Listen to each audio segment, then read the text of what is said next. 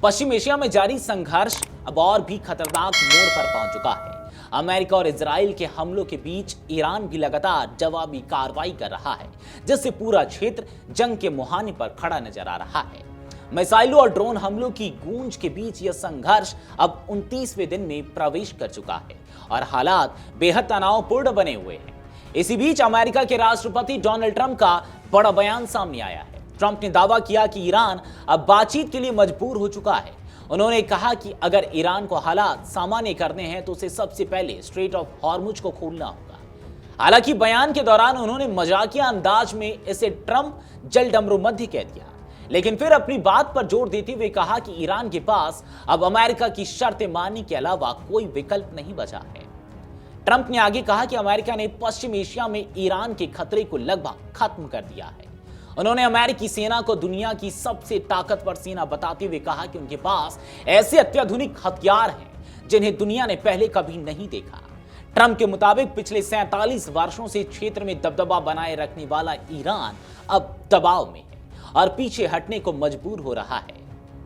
Missile हमलों को लेकर भी ट्रंप ने बड़ा दावा किया। उन्होंने कहा कि हाल ही में अमेरिकी नौसेना के एक बड़े एयरक्राफ्ट कैरियर पर 101 मिसाइलों से हमला किया गया, लेकिन सभी मिसाइलों को इंटरसेप्ट कर समुद्र में गिरा दिया गया। ट्रंप के अनुसार अब अमेरिका बेहद सटीक तरीके से तय किए गए लक्ष्यों पर हमला कर रहा है। उन्होंने यह भी कहा कि विरोधी के पास प्रभावी एयर डिफेंस सिस्टम नहीं बचा है, जिससे अमेरिकी हमले और आसान हो गए। ट्रंप ने दावा किया कि अभी भी हजारों लक्ष्य बाकी हैं जिन पर कार्रवाई जल्द पूरी की जाएगी। इस दौरान ट्रंप ने ईरान के शीर्ष सैन्य कमांडर कासिम सुलेमानी की हत्या का भी जिक्र किया।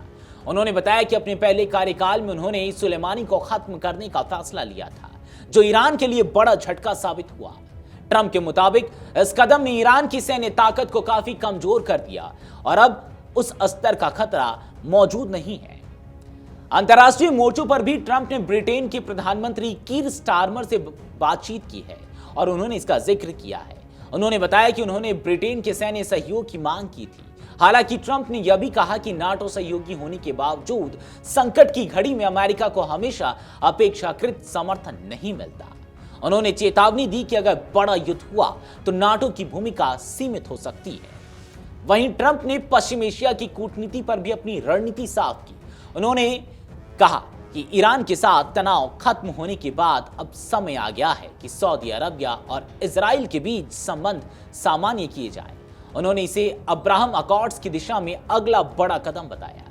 हालांकि इस दिशा में चुनौतियां अभी भी मौजूद हैं। सऊदी अरब ने साफ किया कि वह इजराइल के साथ संबंध तभी सामान्य करेगा जब फिलिस्तीनी राज्य के निर्माण का ठोस और विश्वसनीय रास्ता सामने आएगा।